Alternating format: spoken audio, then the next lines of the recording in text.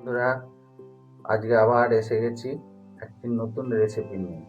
দেখতে থাকো কি রেসিপিটা বানাচ্ছি। রেসিপিটি বানাবো তার জন্য থাকছে মেথি শাক, সঙ্গে আলু রয়েছে, মটরশুঁটি এবং কাঁচা লঙ্কা রয়েছে। স্টার্ট করছি।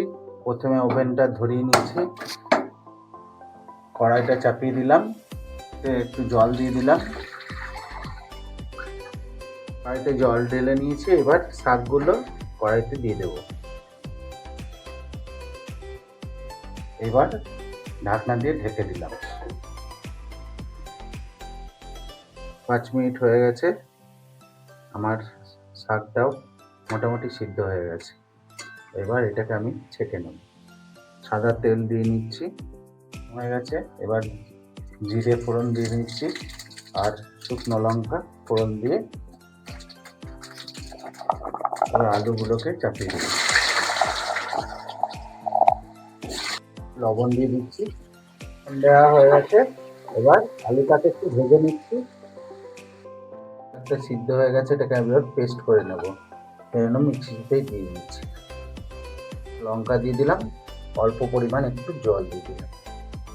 শাকের পেস্ট রেডি হয়ে গেছে, মোটামুটি ভাজা হয়ে গেছে।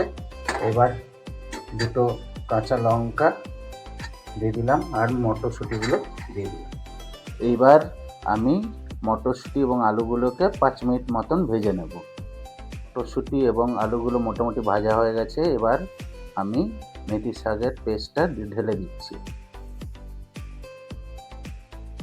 এবার স্বাদ মতন একটু লবণ দিয়ে দিচ্ছি, একটু আদা ঘষে দিয়ে দিচ্ছি, স্বাদ মতন একটু চিনি দিয়ে দিলাম।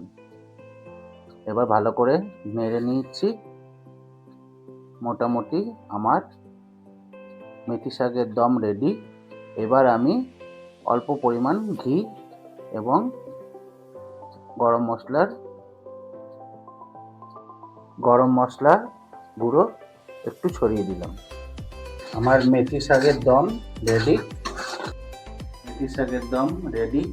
এটা এক মাসিমার কাছ থেকে শেখা রেসিপি। মাসিমা নেই আজকে আমাদের মধ্যে, কিন্তু ওনার রেসিপিটা আপনাদের সামনে রাখলাম। ভালো লাগলে আপনারা অবশ্যই নিজেরা বাড়িতে তৈরি করবেন, লাইক করবেন, কমেন্ট করবেন।